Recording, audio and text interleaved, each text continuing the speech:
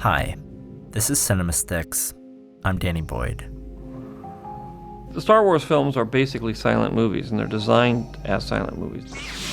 Most movies, the story is carried by the dialogue. Star Wars films, the music carries the story.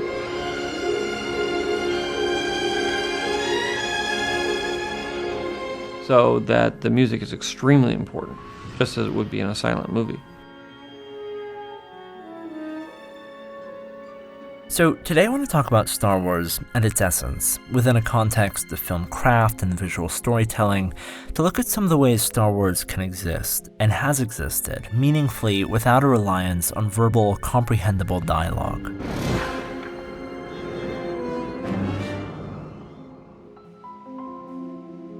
I think when he says silent film, he's speaking, at least to me, to a kind of rhythmic and visual energy that you could almost take the text away from and it would still hurtle forward. And it's a kind of rhythmic and kinetic expression that speaks to, I mean, that's what music is about, really, events in time and events in a certain speed or lack of speed. This, of course, is John Williams, the mind behind every mainline Star Wars film score to date. As I took a look at last year in my video on Williams' work with Duel of the Fates and Phantom Menace, a good musical theme, a great motif, has alone the power to cue us, the audience, into the meaning of what we're seeing, or are about to see, completely auditorily, whether we're conscious of it or not.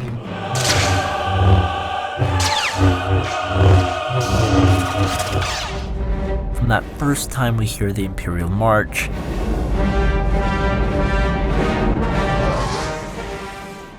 to the ntth time.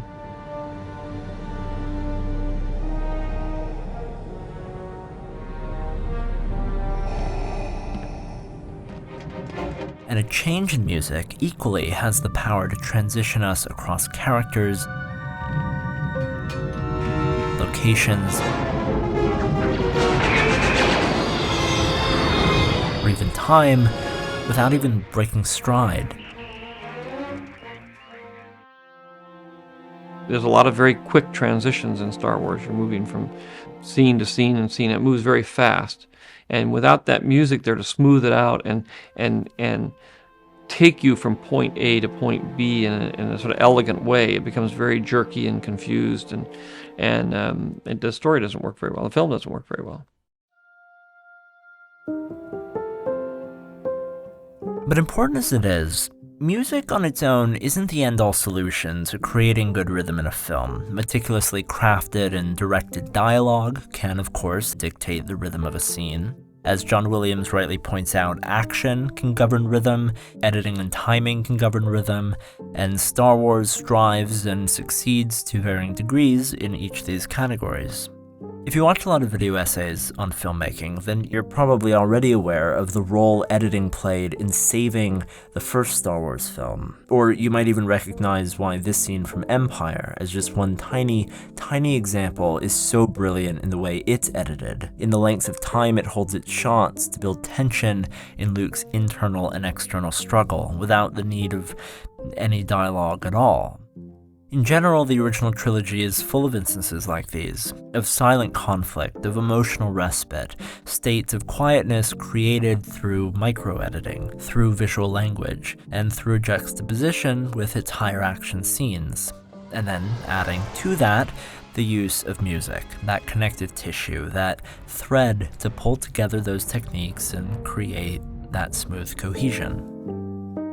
So I don't think he means it in terms of that it doesn't have a sound, but more to the spirit of the action movies of the silent period that didn't depend on a literary or literate text, but action, visual effects, and timing, plus probably music and somebody playing the piano in a theater pit or a little orchestra playing, you know. But yeah. Sure, of course Star Wars wouldn't be Star Wars without the contributions of John Williams, and we could just end things there, but would it work at all? Last year, I looked at director Steven Soderbergh's silent re-edit of Raiders of the Lost Ark that he did and showcased just how clear the storytelling of Indy remains without words, without color, and even without Williams' original music. It was a weirdly insightful experiment by Soderbergh, but of course Raiders was also blocked and staged by Steven Spielberg, the American master of discrete visual storytelling. So, does Star Wars then, a movie designed to devalue dialogue and to prioritize Williams' score above all else to tell its story, work on its visual merits alone, or in fact as a traditionally silent film? What you're watching isn't me manipulating Star Wars to look like an old silent black and white movie. This here was a genuine product. In the late 70s and early 80s, Ken Films distributed official Super 8 8mm home reels of Star Wars that you could buy. They came as 200-foot projections, some with sound and color, and some silent, black and white, and accompanied by select captions. They're absolutely fascinating, to say the least, and if Star Wars had come out this way back in the 1920s at the height of silent cinema, I can only imagine it would have been every bit the awe and spectacle it was half a century later. And part of that is that silent-era films were particularly remarkable and cherished for the way they were able to cross language barriers, be universally understood without translation. And in its own way, I think this is something that's made Star Wars so successful too.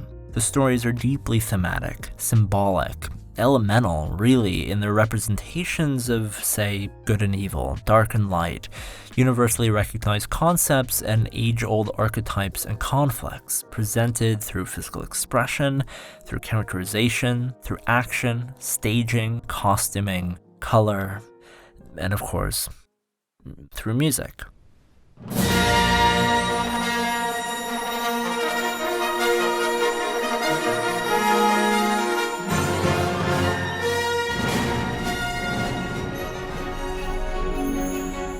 I wanted to end today, though, by talking about something other than the original trilogy, and other than a strictly silent look at the franchise, because if we go by Lucas and Williams' definition of what Star Wars as a silent movie is, a film that isn't literally without sound, but one that just doesn't depend on its literal or comprehensible text to function, then that cracks open the door for another way to experience Star Wars. お前の負けだ! 地の利を得たぞ! 僕の力を見くびるんじゃない! やめとけ! So basically, I came across this discussion online a while back, examining an alteration on Revenge of the Sith, in some cases stripped of color, and with its English dialogue replaced by Japanese dubbing. And it really intrigued me. 見たのです。警備用のホログラムで。彼が子供らを殺す。花金じゃない。そんなこと。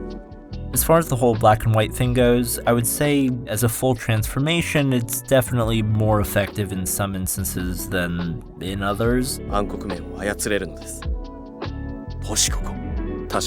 But essentially, the purpose here is a brute effort to restyle Star Wars to be closer in the direction of its core influences, the samurai films of Akira Kurosawa. These movies are obviously not silent, but they are a masterclass in visual storytelling, in movement, in highly physical, highly emotive character performances that don't strictly require English dubbing or subtitles to be understood by non-native speakers. It's why Kurosawa remains one of the most influential directors in American cinema to this day.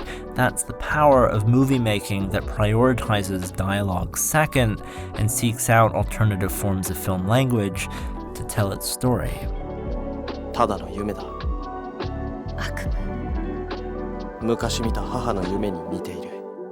Now, I don't speak Japanese. I took it for 3 years in high school and remember nothing, but I do personally think the intensity of the performances in this dub, even stripped of specific comprehension, remain profoundly clear and pull a lot of attention to and accentuate even the more subtle physical performances from the actors to ultimately do a pretty fascinating job in highlighting through expression the grandness of the drama and melodrama that often is Star Wars.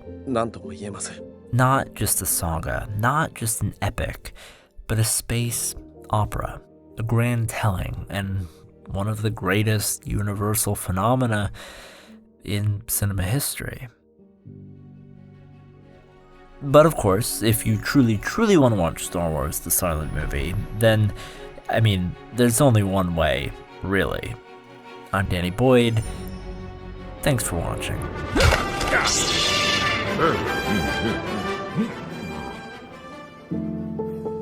Hey, I just want to give a huge thank you to those of you who have chosen to support me through my Patreon these past couple of years. Your pledges make such a huge difference in keeping CinemaStix going. If you aren't a Patreon member yet and would like to support me and the work I do, please consider going to patreon.com/CinemaStix. It's just me over here, and a small contribution goes a very, very long way. Thank you again. Until next time.